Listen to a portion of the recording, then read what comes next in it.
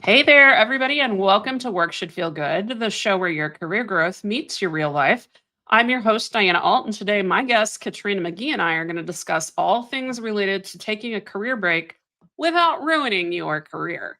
Katrina is a career break expert and the best, and who literally wrote a book on the subject, Taking a Career Break for Dummies, like the real for dummies, not some off brand. It's like Wiley's real thing. She is very official in that perspective. Her expertise on planning and executing career breaks has been featured in outlets such as Forbes, Fast Company, and NBC. Katrina helps mid career professionals design transformative breaks that lead to happiness, growth, and lasting change, and also helps people navigate around unplanned breaks for caregiving and other things like that, too. So, welcome to the party, Katrina. Thanks for having me, Diana. I'm I'm excited to so be glad to here. have you. Like, I feel like we've known each other for a million years at this point. Yeah. And I'm just gonna give a shout out to Facebook because didn't we find each other because Liz N Wilcox Facebook group about email of all things? Well, actually, Liz Wilcox, yes, but Liz, I had like a session with her or something we were doing. Like, I think I Oh, won she some introduced session. us. Yeah. Yeah. And she was like, here are two people I want you to know. And you were one of those two people. And so I just like straight up, like Right emailed you. on. I think like Liz is like, we should be connected. Maybe she did the intro for us, but yeah. And it was like, wow, we have some stuff in common. Yeah. So it's funny because so often like groups about marketing are just marketers marketing the marketers about marketing or whatever that is. So Yes. it's I've really enjoyed all the people that I've met that are in this career space that I've met through that group have been really good. So I was LinkedIn stalking you today, which Oh, is fun. fun because LinkedIn stalking you when you were doing some really good LinkedIn. Great day to do it. And you started as an actuary with a BS in math. So I'm really curious, how did you get to this path where you wanted to be doing math and actuary stuff? And then how did you pivot into coaching? Because those two things do not sound like they go together. I have an engineering background, so I kind of get it. You know, one of my best Yeah. friends in college actually was an applied math major, but walk us through that because it does not sound like that would jive together. Yeah. Well, simply put, one was a very unintentional path and the other was created with intention. So the first one was actually the unintentional one. Went to Smith College, wanted to study abroad. Ended up like financially, my mom lost her job, right? As like I was Oh, applying for study abroad, so I couldn't go abroad, but I could go on a domestic exchange because financial aid would transfer. So I decided to go to Howard University, where my sister went all 5 years to become a PA. Anyway, on that journey, I had to declare a major, and math was the thing that interested me the most. I had the most credits, and I was like, well, I guess this just makes sense to be a math major. So I just sort of picked it so I could go so I could go to Howard and then, double down, finish the major, of course. But I got recruited to be an actuary. I actually did not know what an actuary oh was. A my recruiter gosh, how found wild. me. Yeah, this is back in like 2000, 2001. A Uh-huh. recruiter found me online at like headhunter.net or something and was like, "Hey, would you want to be an actuary?" And I was like, "What is that?" So we did like a call and I was like, "It sounds okay." Interviewed, got the job. I really enjoyed being an actuary for a hot second. I learned way more than I ever needed to about Excel, but it really activated a part of my brain. And I'm a really extroverted introvert. And so being Uh-huh. amongst my fellow actuaries, I was like the sparkly loud one, amongst the group. And I loved it, but it also did never felt like home. It was like I was always there sort of temporarily in my mind. But I didn't know how to leave a great job with great job security and an Yeah. amazing paycheck. So I decided to go to business school because that seemed like a good trade-off. I'll change my Yeah. life, but I'll maintain my income. So I did that, went to UNC, graduated 2 years later, went into General Mills as a market researcher, consumer insights person, and pretty quickly realized I was really burnt out and I was not living at all the life I wanted. And instead of getting closer to the life I wanted, I was further away. And that's when Isn't the that change a of bitch to learn after you yes, pay it for a is. whole master's degree? Right, and all the debt and everything, and you're Ugh, like, I wish I coulda nuts. learned this sooner." Yeah, but then the whole chain of events unfolded that led me to save $40,000 in 18 months, quit my job, I gave them 8 months notice, and travel around the world for 20 months until I went broke, and then I came back and landed 5 job offers in 5 weeks which planted the seed for me to be doing the work I do today. That was the moment it crystallized that not only was this break amazing, life changing, life saving, but it actually paved the way for an even better career sort of trajectory once the break was over because I had been so incredibly intentional with how to spend that time. And then I got certified as a life coach once I went back to, I did take a corporate job coming out of the break to pay off the last of my debt, paid off all my debt from business school in less than 2 years, got certified as a life coach. And so for the last 8.5 years, I've been coaching people on all kinds of things, but largely on how to take a break and to do it successfully. I love that. And I think that it's so interesting the unintentionality at the beginning of careers because the most expensive thing that we do usually in terms of money is buy a house or buy a college education. And so we're unintentional about the college education and it's also weirdly easy to buy a house. Like if your income can support the mortgage, it doesn't feel like you should be able to sign that few pieces of paper and end up with a house. It's strange. So, I love the story though. I went to an engineering school and got it. I have a degree in chemistry and a master's degree in engineering management. And I had a lot of that, you're good at math and science and this should make money, so go and do that. Yeah. Um, but then when I was on campus, I always felt like I was the most right brain person on this left brain campus. My dad used to say I majored in extracurricular activities, but they messed up and wrote chemistry on my diploma, stuff like that. So I can I relate fully to that. understand that. Yeah. Yeah. And so people, when they ask me, how'd you get started coaching? I'm like, I don't know if I've ever not coached in my whole life, or at least since like high school. So this origin story, you decided you did this 20-month break, which is a long one. Like most of the time when I hear people talking about a break, they're like, I wish I had 3 months off. I wish I had six Yeah. months off. Did you Yeah. know that you were going to do 20 months when you started? How I long did were you not. planning on? Yeah, I was planning on 12 and I budgeted for 12. Like when I saved that $40,000, it was because I had done all the math with my spreadsheets, right? And I was like, I need $38,000 to take a 12-month break the way that I want to take a 12-month break. And so what happened was I went on my break and it was, a really amazing experience. But 4 months in, I was like, I'm doing pretty good with the spending thing. And then 8 months in, I was like, holy crap, I still have like half of my money left. And so at that Nice. point around 8 months, I was like, "Okay, I'm just gonna ride this train until I run out of money." And for me, running out of money meant having about 5K left in the bank because I Mhm. knew I would need things like, first month's rent and a security deposit and like, I'd sold all my stuff. So like I might have to buy a mattress and like bed frame. And so I was like at the time, I was like, "Okay, that will get me started if I land a job, whatever, whatever." So yeah, it was 20 months, but originally 12. Nice. That's so exciting. I'm so glad you did that. How old were you when you did that? Yeah, I was, 32, I think. 33 when I started the break, so Which is exactly the time like, most people, if they think about going and traveling for a year plus, they think you're doing it when you're in your, like, early to mid-20s or when you're, like, 50 because you figured out how to retire early or, like, yeah. something like that. So, that's very interesting.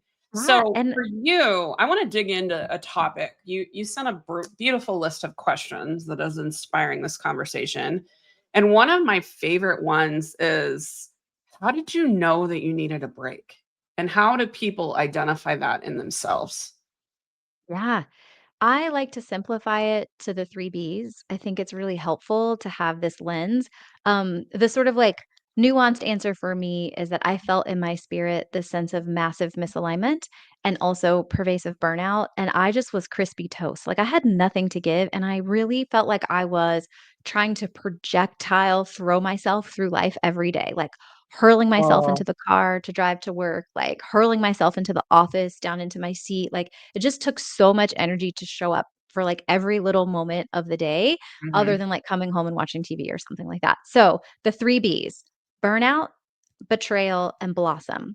I actually had a mix of all 3. It's totally normal if you recognize yourself in, like, 2 or 3 of these. Think of them like a Venn diagram, but essentially, burnout, you're beyond capacity, right? That might be mental burnout, physical burnout, emotional burnout, but whatever you've had to give, you've got no more to give. And it's like literal fumes going on. And Mhm. so being at capacity, right? That need to take a break and to just pause and collect yourself and heal as well. Um, I was also in an emotional state of burnout, having lost my brother right before my break started. It just sort of Oh. amplified this feeling of like, I've got the capacity for nothing now. Um, Second one, betrayal, that misalignment, that sense of I am not where I'm supposed to be, or this life does not feel as good as I thought that it would and as I thought that it should feel. And something is telling me this is not in alignment with who I am or what I value, but I don't maybe know how to leave. Right. And so it's about creating that space to find alignment and get back on the right path, i.e., your true path.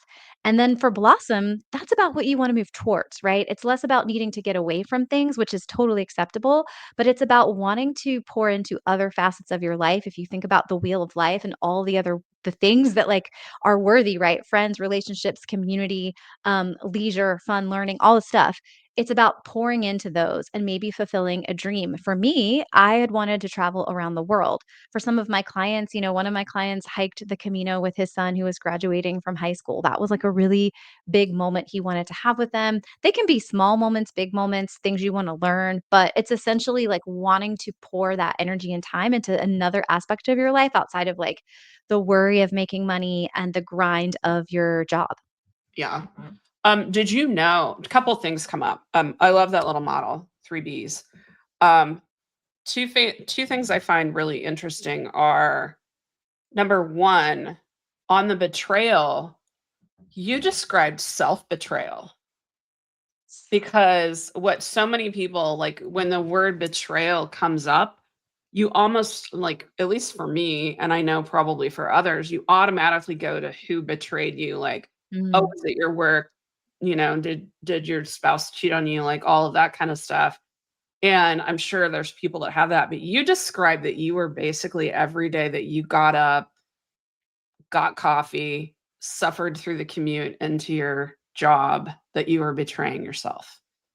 How long did yeah. it take you to realize that's what you were doing?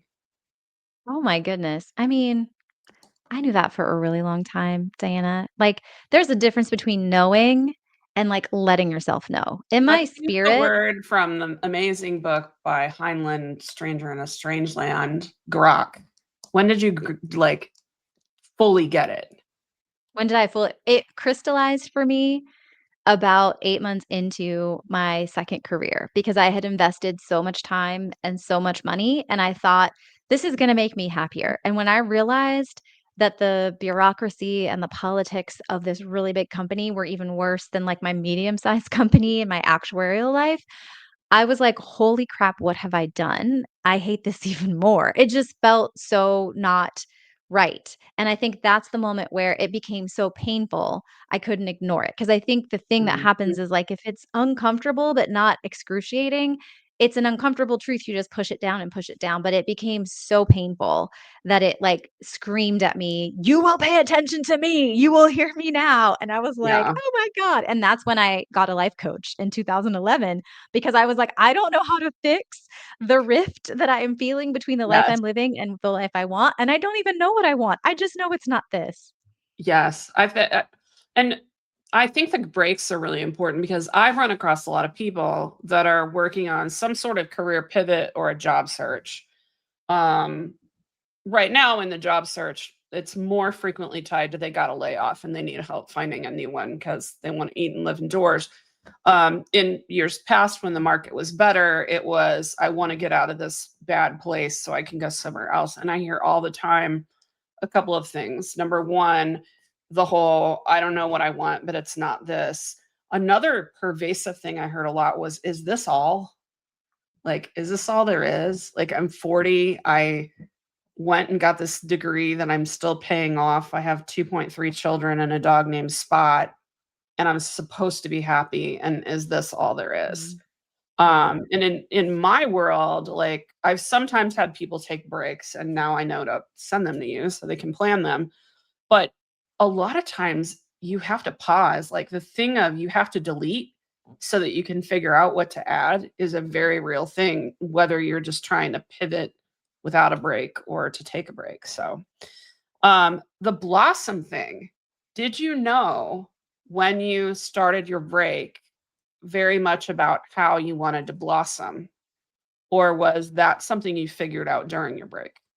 Yeah, I knew like for me, I think the pain of the misalignment, the betrayal, and the burnout were turning it up to like level 9. And I think the level 10 that just took it that extra step was this burning desire to see the world. Like I had this 1 day list. One day I Mhm. want to go see Angkor Wat. One day I want to go to a beach in Thailand. One day I want to go down to Argentina and live like a local. Like my list just got longer and longer. And there was no humanly possible way to get through it all in the, 15 PTO days I was gonna be Yes, granted every year, and I was just doing the math on my life and saying, "I'm gonna die with a lot of missed out opportunities and undone. regrets," Yeah, right? And so it was like for me, Blossom was sort of the light that kept me going because the pain was awful, but maybe there were other things, like maybe I could have gone to a therapist, maybe I could have just taken a time out, but really giving myself permission to make it a break and to celebrate it, I credit the blossom aspect with that because I was so excited about the things I was trying to create in my life, and the things I wanted to do. And that around the world trip was one of them, and a 3-month road trip through the US to visit friends and see places in the country I'd never seen before was another big one for me as well. And so I kind of credit those all coming together. But Blossom was like in my mind, that was like what was keeping me going like when I'm saving all this money, because I'm like, imagine how amazing it's going to feel to be on the other side of the world and not have to rush back to check my inbox while I'm on vacation not have or to to log into feel, Microsoft Teams. Like, yeah, that's a big one. No yeah, Teams. I can imagine. Teams didn't exist then, but I can imagine I would definitely feel that I burn. think we were on Skype then. Yeah. Um, if I'm right, I'm trying to, like, take my brain Hmm. back to that time frame. A couple other things that I think are important in that. Number 1 is that permission to figure out what the next step is really important, especially for a lot of my clients are in tech fields, and they have that incredibly analytical bent that you know from Hmm. your life as an actuary. And so understanding that you need to know that there's more and give yourself permission to do it. You don't have to start the break knowing already what you want to develop into. If you were able to do that, you'd be doing it, right? So that's really, Yeah, I really think we have cool. a very hard time letting things unfold and being in the discovery of life. I feel like, especially analytical, all of us, but I think the analytical people, especially like myself included, it's like, tell me the plan. What is the plan? I need to work out how I get there so that I can like work the plan. Don't give me uncertainty. And I think a break is very personal. And so you can never say what exactly you're going to learn. You can never say Yes. exactly like how it's going to unfold. You have to be willing to be in the discovery of it and to meet each moment as you evolve as a person, because that's the other thing. If you do a break right, you are changing leaps and bounds beyond the person that had the life that you didn't want. Because, spoiler alert, even if your job sucks, the people in your life suck, and like things just suck in general, part of how you ended up there is you. And so, figuring out where Yes. your part in that is, requires some self-identity work. And like if you're willing to do that on a break, it can change your whole life so that life post break looks nothing like your life pre break. Yeah. I've been thinking about that a lot because I had surgery in August, and it was something I knew for months I was gonna have, and I knew that I wanted to feel different after, and I didn't just mean, like, physical, like the crap that I had to have surgery for. I had to have a pituitary tumor removed. So it's literal fucking brain surgery that I had to have, and I if you look at my calendar and what's going on since I came back to work a few weeks ago, it looks very similar to before, which there's some things I wanna add and change, like, I'm still recovering to a certain degree, but the energy I'm bringing into it is completely different, because I read some interesting books while I was out, and I, like, learned some tools and things like that, just so I can bring energy that is more, "Are we having fun with this? How are we doing this? How are we pushing forward, enjoying it?" And less like, "Oh my gosh, I feel like shit all the time and it all feels like a slog." And for me, when I'm working with people, there's 2 things that I deal with. I'm curious whether you face these too with your clients. Number 1 is when I'm dealing with a lot of people making any sort of change, I have to caution these talented, intelligent people against running away from what they don't want without having any idea of what they do want, even if all that word is peace for right now. If they just say, I want peace, that's fine. But that's one thing. And then the other aspect of it is, well, actually, let's just talk about that because I kind of lost myself in the middle of my own thought.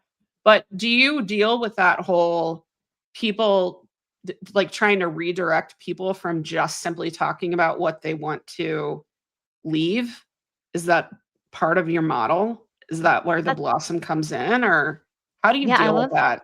Yeah, I love this question. So I leave space for people to just know they want to leave. I kind of think of it like a toxic relationship. Like, I'm not going to make you tell me who your ideal partner is if you are in this relationship feeling like all you know in your body is that there's like a massive need for you to leave. Because sometimes people come to me and they're in a like true pain. Like maybe the Yeah. burnout is extensive, the work environment is really toxic, or just the stories that they've carried in their head since maybe they were teenagers about who they are and how productive and like amazing and excellent they have to be.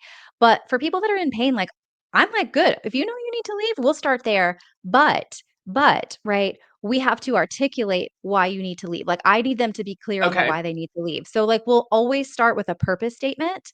And I do like to start with and anchor it to your point to something forward thinking. So we'll get there. But like it's okay for me to start with, like, all you know is Okay. you wanna And like, we that have to it occurs to articulate me, it. like, as you're talking, like, there's some differences, and I've watched this shift a little bit of myself as I have more people that are either on a voluntary or an involuntary break. The thing that I'm trying to avoid is so when I first started really getting passionate about this aspect of coaching, it Mhm. was about this was early in my coaching business, and it was, I don't know, like 2014, something like that. I don't even know if I was charging people yet. I was just helping people.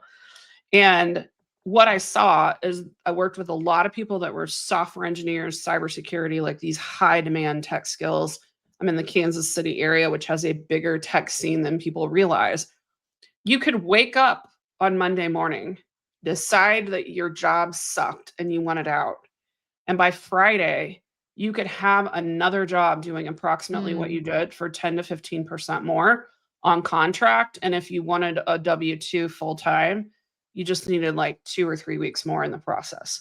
So I watched a lot of people that I knew have the pattern of jumping. I escaped this and I landed here fast.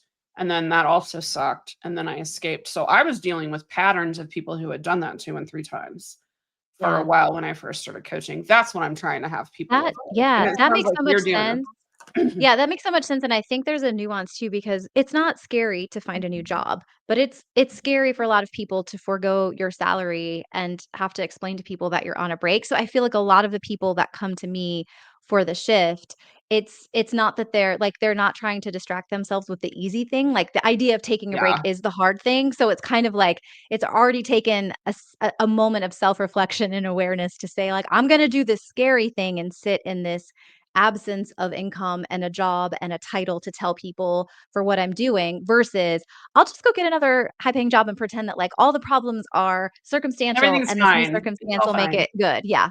Yeah. So let's talk about this then, because this may have changed, right? The market dynamics have changed a lot, especially in white collar corporate jobs, which often are the people that can even contemplate taking a break.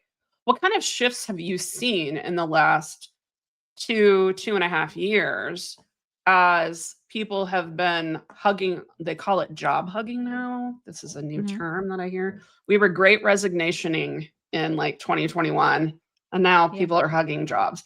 But have you seen a change in the dynamics or thought processes of people or the way that they're approaching this as the job market's been more difficult?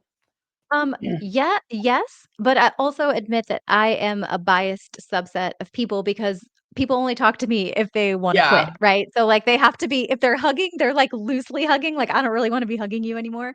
But I will say, actually, I have more people reaching out to me now than in the past, and I think part of that is because it feels like the workplace in some ways has become more demanding and more toxic for a lot of people in the Mhm. midst of all of this transition.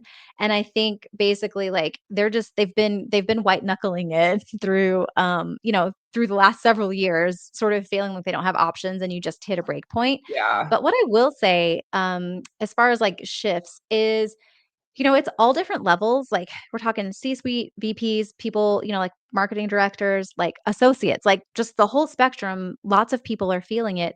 But I think what's true about people in today's world is when they're being really intentional about the break, it's like they're sort of, inherently mixing in space to upskill, network, and think about what comes next. So it's almost like the break has become like one of the maybe selling points that wasn't so major before has become more major is the space to actually plant seeds for what you want instead of feeling like you're in a state of desperation, having to find something ASAP. And so a lot of people that are coming on a break want to change and they're using their break, in a way to, like, give them a more spacious sort of on-ramp into their new chapter or the next version of their I life. love that. I love that Mhm. because people come to me and like this is the nitty-gritty. This is like the gold why people definitely will want to listen to this episode. And it's that inevitable question of how the hell do I talk about this?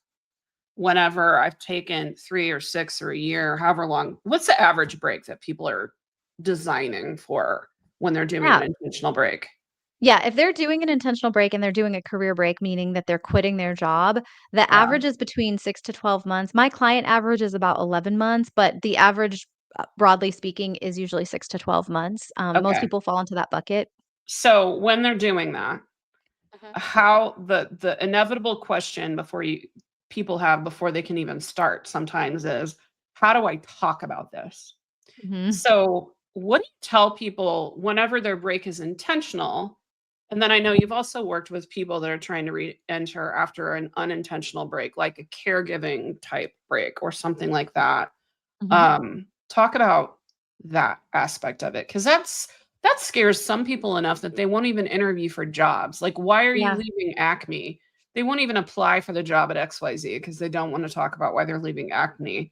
And it's so much worse for many people when they're talking about, oh, by the way, I'm going to quit for a year. Yeah.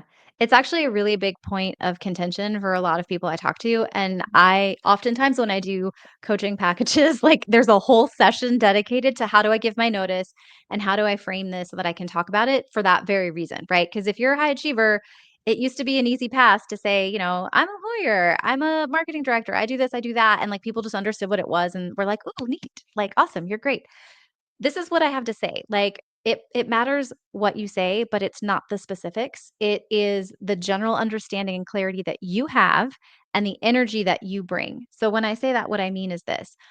No matter where you start, if you're considering a break and you're really afraid and you're like, I don't know if I should take one, all the way through the person who is re-entering from a break that was maybe unintentional, maybe it was involuntary, or maybe it was something like caregiving where it was like, I'm glad I could do it, but it wasn't this huge self-development, like Mhm. joyful vacation that like other people are having. From A to Z, no matter where you start, when you come to me, we will always retroactively or prospectively develop your purpose statement. I need you to articulate why this break was important, what it was about, give it a banner, give it a headline. This is important for you to see how it was valuable. If you aren't at the end of your break, it's also important to predefines what success is so that you can design your whole break or the rest of your break in a way that's gonna fulfill that purpose. But if you've made it to the end, like, it has had some purpose, and you need to be so clear on what it is. So that's number 1, and number 2 is, I like to think of the purpose sort of banner being held up by 3 to 4 themes or pillars. So these are, the themes of what your break was about, like, sort of the essence. It might be learning, it might be adventure, it might be caregiving, it might be, it might be recovery or healing, like whatever your themes are, there's no good or bad, right or wrong. You want to think about what those are. When you have these two foundational pieces of data, even if it's retroactively putting them together, it gives you a framework. So I'll just give you a really quick example of how I would talk about my break, right? So if my purpose was I'm really burnt out and I freaking don't love my life and I just want to be happy.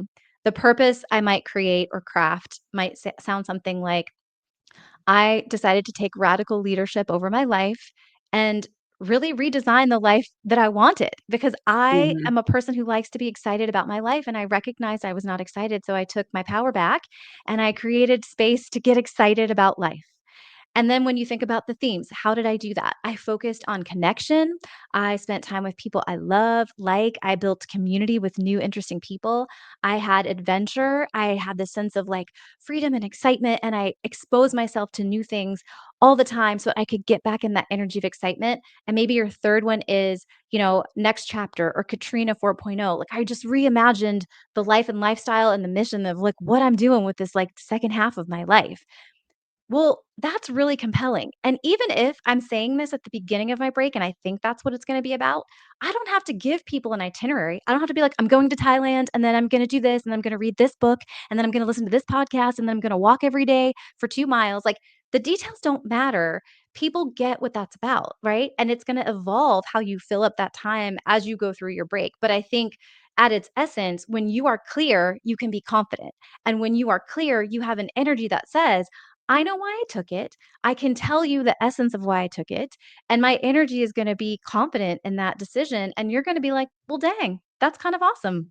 I Yeah, like it. That that's sounds really awesome. powerful. And then Mhm, you take that and you connect it because whenever you're doing your next thing, whether you're starting a business or going back in the workforce, you mhm. say, I'm targeting this and here's why. And oh, by the way, that is how what I did for the last 6, 12, however many months connects to the value I'm going to bring into the new role, right? That's how I look at it. 1,000%. Yeah, exactly. You basically tee yourself up. So if you're doing this work, right, at the end of your break, or if you did it at the beginning and you're revisiting it at the end of your break to get ready for interviews and reentry, absolutely, right? Because you're basically saying, so I did the work. I got clear on what I wanted. I got excited about life again. I have the same expertise, experience, education, and network. But like I have evaluated my options and I'm really excited about what you're doing here at XYZ company. And I am so excited to be a part of this. And when I say that, it's like all the benefit of my break is now being channeled into your organization. And so you absolutely can connect the dots, which is what I did to land my dream job, right? Those 5 job offers in 5 weeks. It was because I could articulate how my break benefited me and therefore how I was going to benefit the organization, how the organization was going to benefit from my break. So I'm highlighting it as an asset, not hiding it as a detractor. That is key. Like half the reason breaks or like short term tenure in a job or things like that are unattractive in someone's background is because the person themselves decided that they were unattractive. They're listening to stories that other people said, no one's going to want this. One of the interesting things that I've worked with is I've worked with a couple people that have done this, but one in particular stands out. He was an L&D expert working in corporate, large teams, large initiatives, decided he wanted to do consulting, did that for several years, and then decided he wanted to go back in house. And talking about that was very interesting because so many people in that position buy into this myth that no one is ever going to want to hire you again if you have had a stint as an entrepreneur.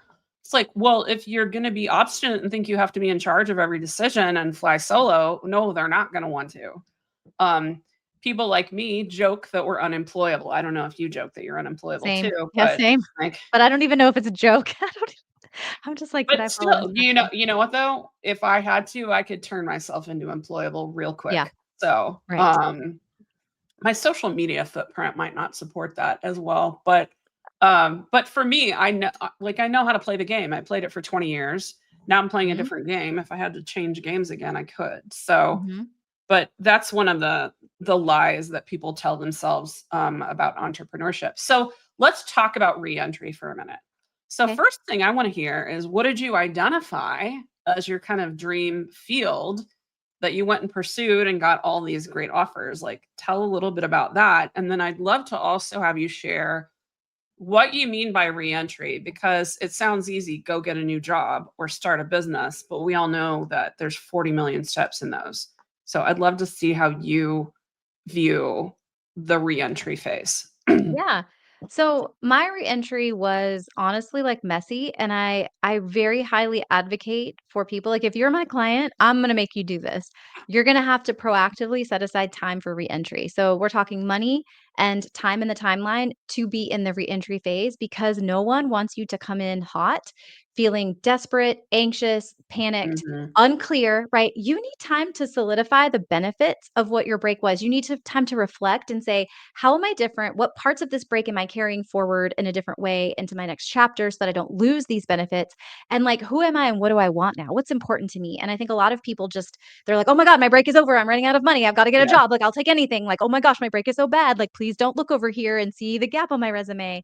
And like, you can really own the story and come with so much more confidence and clarity, which is what I did by having a reentry period. But for me, mine was messy. That's another reason you're going to have a lot of How feelings. long do you recommend? So you had messy, and we're gonna hear about that, but Hmm. if my goal is to take off about a year, Yeah. how long do you recommend someone set aside for synthesizing for reentry? And I'm not talking about, like, because a job search can take a long time and you don't have Yeah. control over that, but you do have control over at what point you decide I'm switching phases. Yeah. So reentry, I like to think about it like a 1 for 6 rule. So roughly speaking, a minimum of 1 week for every 6 weeks that you're on a break. So a 6 month break would be about a month of reentry. A Okay. year break would be about two. That's a minimum, right? I think a month is great as a minimum floor for like anyone, but like I would say 1 to 2 months, right? If you're in it for a year, 2 months would be great. More is wonderful too. But that's what I would like say roughly. But I think of reentry as you're ready to shift your energy into moving forward with what comes next, whether that's really like investing all of your time into your business because maybe you were dabbling in starting it up, throughout your break, or like getting your job search materials together, like networking, interviewing. If you are looking to pivot, which a lot of people are that I work with that are taking breaks, like they want something different. They're not sure how different, but something different. One of your themes is probably gonna be around this pivot. It might be exploring new Okay. paths, it might be just reimagining your lifestyle, and it's more about, like, I need to design my life around me and not work, but whatever your version of that is, it's gonna be one of your themes. That means it's going to be incorporated much sooner into your break, right? It gets a Right. whole theme, it's not just relegated to reentry, but if you're not pivoting and pivoting in some version is not part of your themes, then basically you want to think about that reentry period is just going back to what you know, polishing things up, doing the deep reflective work to get clear on what the benefits were and to craft the narrative. So that's how I think about it in general. And that's the rule of thumb for time. Okay. As far as, like, for mine, though, it was really messy, and that's another thing, you have to process all the feelings because some people, like myself, don't really wanna go back to work. Like, I was having a really amazing time living life as a free person, just doing what I wanted, Yeah. and I was like, "Man, this sucks to have to go back to work." Some of my clients feel pulled out of a break, like, they either find an Yeah. opportunity to get contacted by a recruiter, or they just feel excited to go contribute, and they're really ready to get back to work. I was not that person, so mine was a messy, sort of up and down, but I got clear on what my new big purpose was. My previous big purpose was take this break. My new big purpose was I want to pay off all of my debt so that I can become a entrepreneur or whatever I wanna do, but that was my version of financial independence that would allow me the ability to do any work thing I wanted to do without a need for, like, a certain level of income because of, like, making those monthly payments. I had paid off my car, like, my house had a tenant in it, like, I didn't have a lot of expenses, but those $700, $800 a month student loans were a big deal. And so, all that to say, for me, that was actually my biggest motivator. So when I started applying for jobs, I was like, okay, I'm going to look at corporate because that's how I know how to make money fast. And my new big goal is actually not getting a job, it's getting financial freedom. And the job is how I'm going to do it. So any job I apply to has to resonate with me in some meaningful way where I genuinely get excited about it for any reason. There's no judgment on the reason, but for at least Okay. one reason. And so that's Okay. where I started. So the dream job was in an industry I loved. It was my old career, but in an industry in the natural and organic food space at, Okay. Expo West and East, the company that ran that, and it was like a dream because I'm a Whole Food shopper, I was a co-op member, like, I Yeah. love those products, and so working with them every day and people that wanna support them was like a dream, but I also had an interview and an offer to be a Delta flight attendant. I had an offer to work for a spice company, and, that job was a 30% pay raise and a promotion coming out of my break, and I was really excited about the location and the idea of, like, spices because I love food, blah, blah, blah, and traveling around the world, right? So, I just found something that genuinely connected for me, but all of it was different for each company because the banner for me was like, "I want to pay off this debt ASAP so that I can do whatever I want once the debt is paid off." I love that, and it brings up a very interesting component that is the internal narrative versus the external narrative. Because I spend a lot of my time, and clearly you do too, on helping people with what is the narrative. And so, most of the time, if I'm working with someone that is looking for a job, what they are trying to do is figure out how to take the mishmash of the 10 or 15 or 25 years and turn it into a credible story arc, and that's not always easy for people. But I have a kind of an interesting ability to look and see, oh, yeah, that goes together. I can make that go together. But Yeah. what you're talking about is really important to call out, because you can have an internal narrative that is around financial freedom and someday I want to be an entrepreneur. And you can have an external narrative that is around something that is not that. Because I don't think very many there are some, but there's not a lot of employers you could walk into after a 20-month break and say, by the way, my goal is to quit as soon as I can have the money Yeah. to quit. Yeah. Because that's kind of what you were trying to do. It is not lying. It is not a problem if you have internal reasons and external reasons. You need to know which is which and when to tell them. And if you care about integrity, like, don't totally lie. Like, somebody doesn't need to know that you don't plan to work in a corporation until you're 60, 65 years old. But you also don't necessarily want to tell them, I think I can budget out to be out of here in 30 months or however long that is. Like, you just need to go and talk about, this is the value I bring. My career break helped me hone that value. And I want to come here and do this great thing for you. And that's all true. So, Yeah, it was true. I was very excited for each of the opportunities. Like, I was only interviewing for companies I was excited for. There was a recruiter that kept putting a couple of jobs in front of me that paid well, and I was like, "Nope, soul sucking, not even talking to yeah, them. Don't care, don't care, pass. don't care." So it was genuine.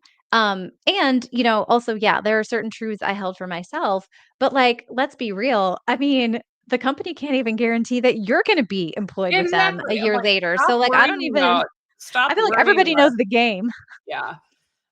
It's kind of like rabbit trail. I work with a lot of people that are, most of my clients are somewhere between like late 30s and early 50s. It's like that 15-year sweet spot in the middle where most of us are making the most money. And every once in a while, the people on that upper end are like, I only want to look for a job one more time. And my reaction, at least internally, is usually, oh, you sweet summer child, because you can't know that. So I usually tell people, look at a 2 to 3 year horizon. If you can't imagine that you would work somewhere for 2 to 3 years, and you don't have to go back to work because of eating and living indoors, then you might want to look further. So, what are the biggest mistakes people make when Yeah. planning a break? Oh, there are a fair amount. I would say biggest, not being intentional. If you don't predefine what success is, you are going to have a very, very hard time being comfortable, giving yourself permission to rest, and not early exiting or punishing yourself and beating yourself up for being air quotes lazy when you're on a break. So high achievers are especially prone to this. Again, it comes down to that foundation, that purpose statement and themes. Not only do they give you structure, which is helpful to know how to orient and what things to focus on to fulfill like the definition of success for your break, but it also gives you enough structure to give you permission. So like people really struggle. Like, you're burnt out now and your battery is at 2%, and you're like, "All I want is a rest. I could rest for 3 months. It would be so amazing." And then you get 6 weeks in and your battery is at 50%, which is the highest it's been probably in 2 In 10 decades. years. Yeah. Yeah, and you're like, "Well, I feel way better. I mean, I could rest more, but I think I should stop resting. I don't wanna be lazy. I should be doing stuff. Oh my gosh, I'm gonna try to find a job when this is over. What do I have to show for it? I don't even know. I'll go travel. No, I won't travel. I'll do this course. I'll start a business," right? And it's just like all the things. And it's like if you know that rest is a theme and then you're figuring out what fulfilling that theme actually looks like, you're at 50%, but your goal was to get to 90 or 100. And so you might start phasing in other themes like exploring or learning or connection, but you're not tricking yourself into thinking like rest isn't important anymore. And you're Mhm. facing demons about being worthy, even when you're not being air quotes productive, and really like the struggle that we all have with deep rest. And so things like that. So those are some really big mistakes. And I would also say not planning a reentry, coming in sort of like frantic, like we talked about, that's another big mistake. And one that I see people make when they're starting their break is not giving themselves time to fully decompress and disconnect. One of the biggest sort of like no-nos is scrolling that LinkedIn right as you're starting your break. Because Dude, if delete you, LinkedIn. If you're going right? on a career break, delete it from everything For at least 2 immediately. months. Yeah, Yeah, for at least 2 months. I mean, longer would be great, but at least 2 months, and here's why. People are so afraid they're gonna lose touch or become irrelevant, but that thread, staying connected to LinkedIn, people are gonna be celebrating jobs, and you're gonna start to have envy and feel like you're yes. falling behind, and maybe you should have been getting a new job, and now you've been on this break. But the other thing is, everyone's gonna also doom and gloom on the fact that, air quotes, "no one's getting hired." Like, I have clients getting hired every week. There's a client I'm Same. celebrating finding a job. But if you're just scrolling and everyone's like, "I hate it here. I can't find any work. It's so hard." Like, you're gonna panic. And so you're not even gonna enjoy the break, and you're not even gonna get the rest or the joy, which was the whole point. So you're gonna just like agonize yourself through the break, feeling guilty, feeling bad, worrying about the future, and it just completely defeats the purpose of you being on a break. So fully disconnecting is important. And I see people make the mistake of not giving themselves that time to really decompress and disconnect. Yeah, and just for clarification, like, yes, delete LinkedIn, guys, but also delete all the sub niche job sites. Delete, if you go on Substack mostly for career related content, delete Substack. If you go on Facebook for groups that are related, but you want to stay on Facebook to be on your, with your friends or whatever, unfollow stuff. Like, clean yourself out for a while of all of that stuff. And I got to tell you, like, I'm a career coach and I watch people make the ranty LinkedIn, I can't find anything. And I look at it and I'm like, well, it's perfectly obvious why you're having trouble. You're having trouble because number one, you go whine on LinkedIn and you bitch that all recruiters are terrible. Like, that's not going to help you. But also, you're using the tactics that are not strategic. So, and that's kind of where like my job search strategist thing picks up. Um, Talk to me about when people end up involved in the lengthy, like, could be 18 months, 2 years plus Mhm. caregiving breaks. And then they're Yeah. trying to reenter because I think those are kind of a special category. And yes, you want to speak to that with confidence, but Mhm. especially if you ended up really absorbed in those activities, there's not the opportunity to go. It's not like you're like, well, I'm going to take care of my mother-in-law, but also I'm going to figure out everything about AI and become an AI expert while I'm doing that. Yeah. Right. Sometimes there's support in place that people can make strides on Mhm. brushing up or reskilling. Other times there's not. This feels Yeah. like the ickiest one. Like, I get intimidated sometimes if a job seeker that's been out for that long comes to me Yeah. wanting help because it's such a difficult thing. How do you, work with people on that? Yeah, I mean, I honestly don't work with a lot of people on this. I have worked with a couple, like a handful, but it is a really challenging one. And, I can tell you how I've worked on it with a couple people, but I think Sure, most let's hear people it. that, yeah, so most people come to me too, like it was more a little bit of self Proactive, development. yeah. Yeah.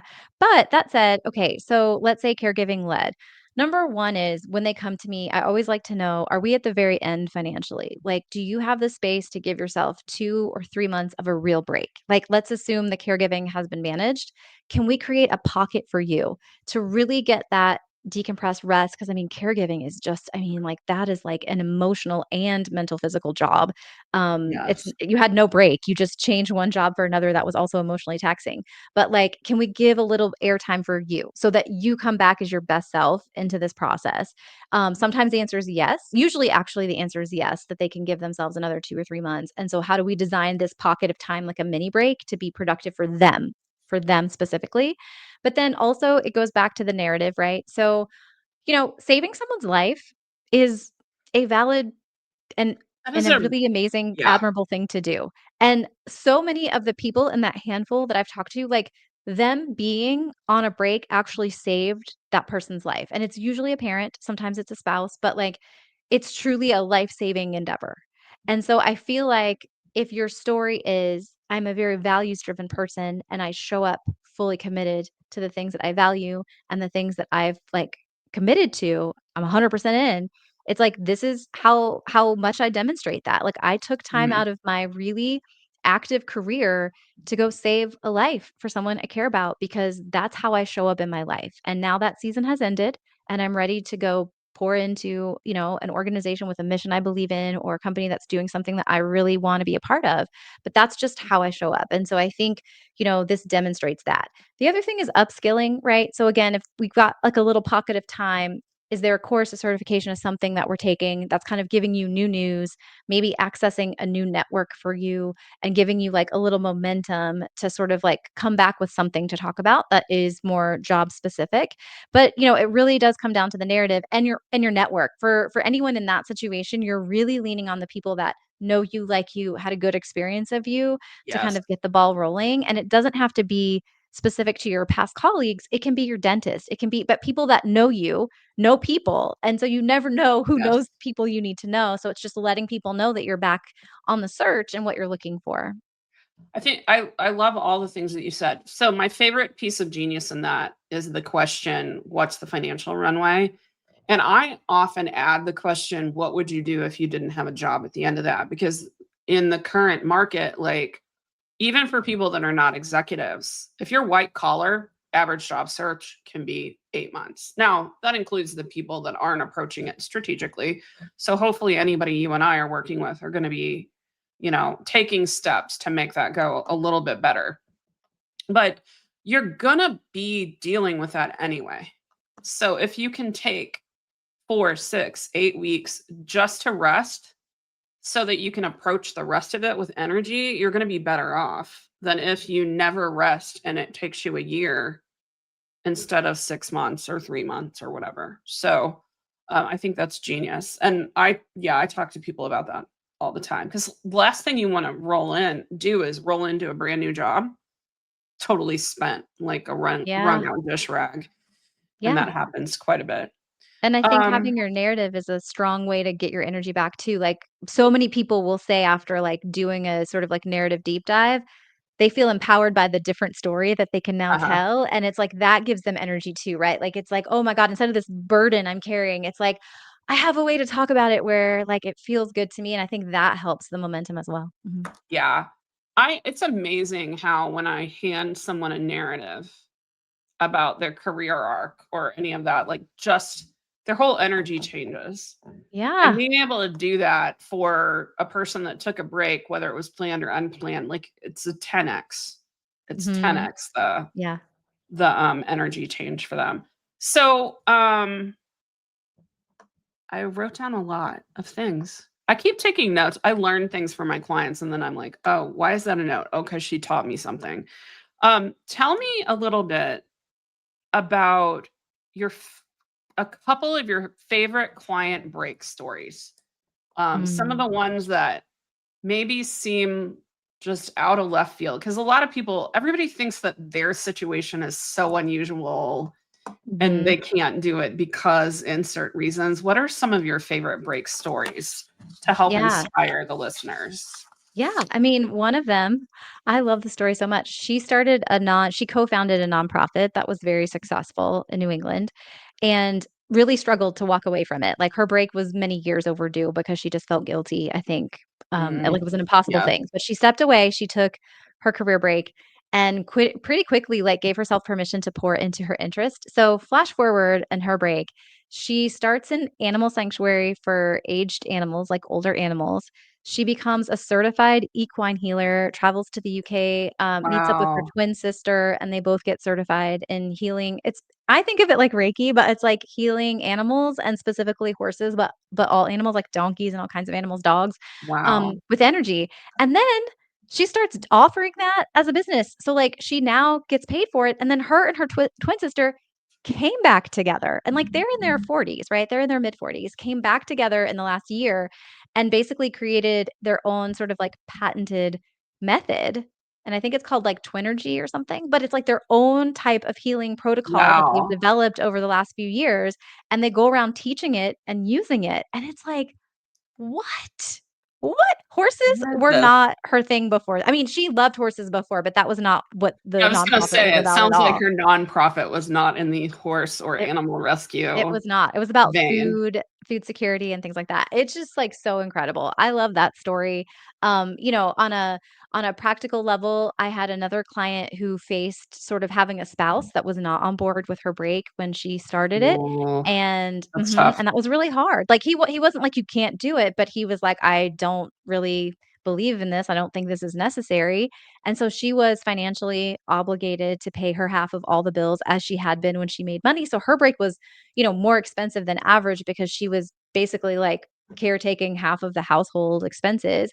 But she traveled in spurts abroad and had the most amazing adventures. Like, she went to so many different places. It was just really wonderful to see her I think she went to Bulgaria. She was just traveling all over. But she came back as a brighter, happier, more radiant version of herself, even like 3 months in. And about month four, her husband was like, I get it Get now. it. Like, it I took get me a it. minute, but I get it. And he was basically like, a little later on, he's like, "Don't worry about the household expenses. Like, pay Oh, for the stuff you're doing, but, like, I've got this. I want you to be able to be on this break for as long as you need to be." And she ended up being on a 15-month break, and she came back to corporate. So similar to you when you're talking about wanting to be different, but coming back to the same circumstance, but feeling completely different.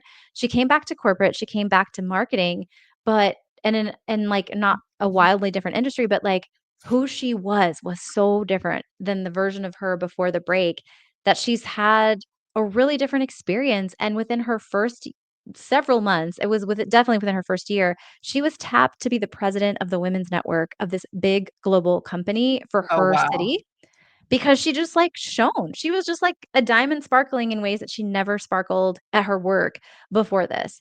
And so like those are just like two examples. I have so many. I could do a whole like I'm sure 14-hour you could. thing, Well, but it's that's where really people go amazing. follow you, which, I put up on the for people watching instead of listening, I put up, Katrina has a community called the Breakspace Community. The website for it is gobreakspace.com, so definitely go and check that out. Tell people a little bit about the Breakspace, and then I'm gonna go Yeah. into some kind of lightning-ish round questions that I ask to everybody before we close. So, Yeah. give us a scoop Okay. on Breakspace. Yeah. Breakspace is like pride and joy over here. So I do private coaching, but a year ago I joined forces with another amazing coach, Lyndall Farley, who is a sabbatical coach, and she was the technical editor of Taking a Career Break for Dummies, which is where we got to really work together. Ah, okay. Yep, we joined forces. We decided after that a project went so well, the book was so amazing. We decided to join forces again and we created Breakspace. We've served over 100 members. It's a global community. We have members all over the world, and it's everywhere from considering a break and being afraid or on the fence to people Mm, that are returning from a break. But we're just able to serve people in a really accessible way, and reach a lot more people in a way we can also pour that gasoline of community. So sitting in a mhm, Zoom and seeing other people that are in your exact same situation and not feeling alone. So we're really here for the movement, right? Like I think in different ways, my book, my podcast, the work I've done with my over 100 private clients, and then the community, in so many ways, I'm trying to pull these different levers to really pour gasoline on this movement so that breaks become normalized in a big way. yes, And people don't feel like they can't take one when they need it or they want it. They're like, yeah, no, people take breaks. It's normal. And that's really what I'm going for. cool. Well, thank you so much for sharing that. I think it's a fascinating thing, and there's so many layers to it. I real quick before I move on though, like, what is the difference between a sabbatical and a career break? Yeah. Because I think that's a big question a lot of people have. It is. Mhm. So it's not like a formally defined thing where people will adhere to one definition. People sort of use this term interchangeably, but like technically, sabbatical being a leave of absence offered through your work for just doing whatever it Mhm, is that you want to do, right? So I think of sabbaticals as company sponsored, whether they're paying for you to do it, it's paid or unpaid. It's like they're basically giving you permission to leave and you know what you're coming back to versus a career break, which is like, I'm taking this time off and I'm quitting the job that I have, and what I go to at the end of my break is sort of unknown. There's more risk in that, but I think there's also a lot more freedom. And so yeah. those are like the two ways I think of breaks. Okay. Well, thanks for that. And now on to one of my very favorite questions, which is, what is the worst piece of career advice you've ever received? Everyone Yeah. laughs at that question. It's one of my faves. So, Yeah.